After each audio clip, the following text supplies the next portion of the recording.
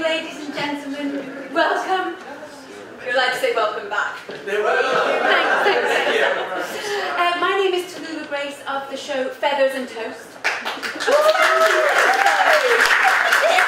you very much. Now, you've probably heard of me. I'm very famous, especially in France. It's not actually funny, darling, but you know, feel free to laugh at that bit. But it's very, very true. And when you are famous, ladies and gentlemen, you are often asked to do these kind of things. To open cabarets, to open, you know, UN conventions, talk at the White House, you know, that sort of minute little details that one does when one is famous. And I should tell you, I'm famous for my show Feathers and Toast because I am a cooking mime. I'll let that hang there.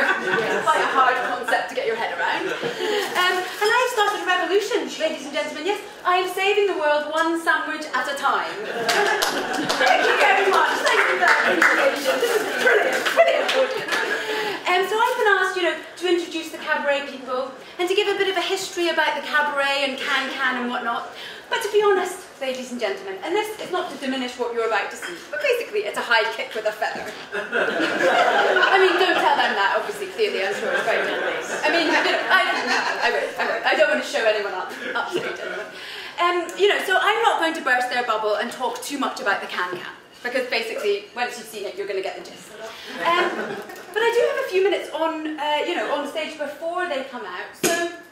Oh, that's perfect timing, darling. Champagne! I love champagne, as it happens. I'm very partial to that.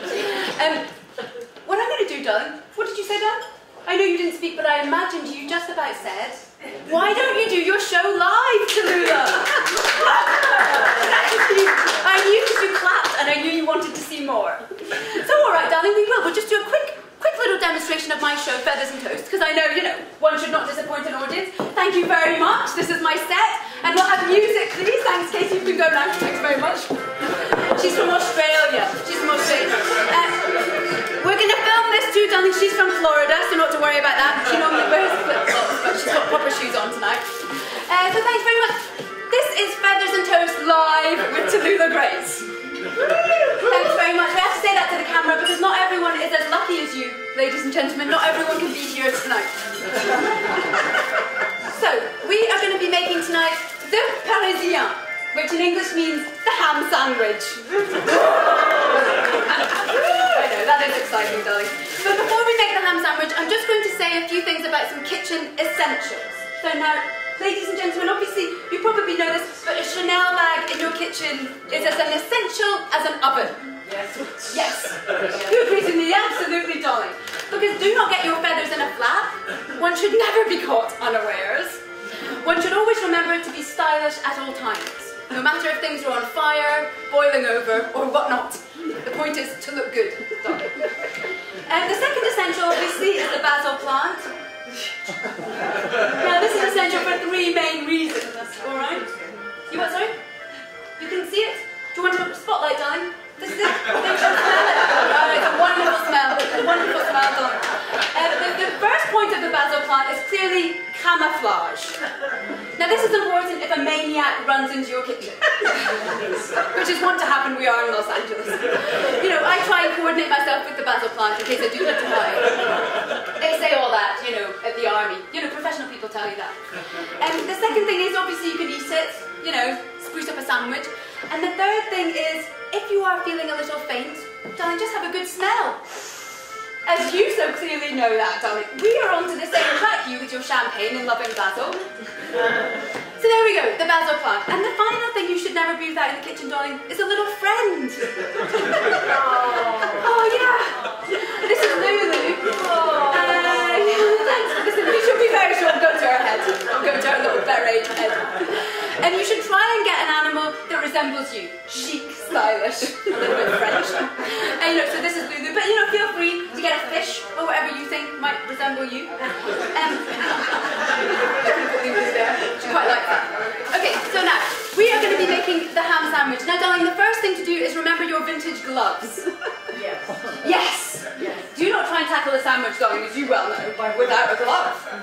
Because the point is, you are about to be dealing with a very sharp object. And I've just realised that I forgot to put my knife in the bag. So I am just going to have to mime the knife. You're going to have to imagine the daggers that I normally cut bread with. So obviously, there may be an accident where you go hurtling through the bread and cut your finger. Darling, simply put, a glove offers protection. These are vintage, so these have got little vintage beaded bits as well, doubling the protection for that. Okay, so you've cut your bread. Now the next thing to do to remember, actually, before we cut the bread, is to not be afraid of the bread. Do not be scared. Now, bread is a bit like a dog, and it can sense your fear. It is quite serious, that. So take a firm grip of the bread. Do not be afraid to show who is boss. And it's you, darling. Let me tell you, you're not going to be cowed by a bit of bread.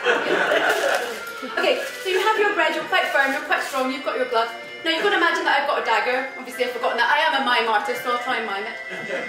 Now, dealing with a knife is a bit like dealing with a firearm. You want to think about exhaling, you know, as you would pull the trigger.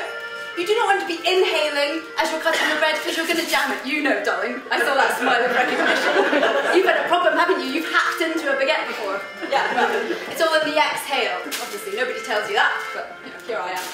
And so you're exhaling through your bread. And try and take that into a nice little movement. Quite nice.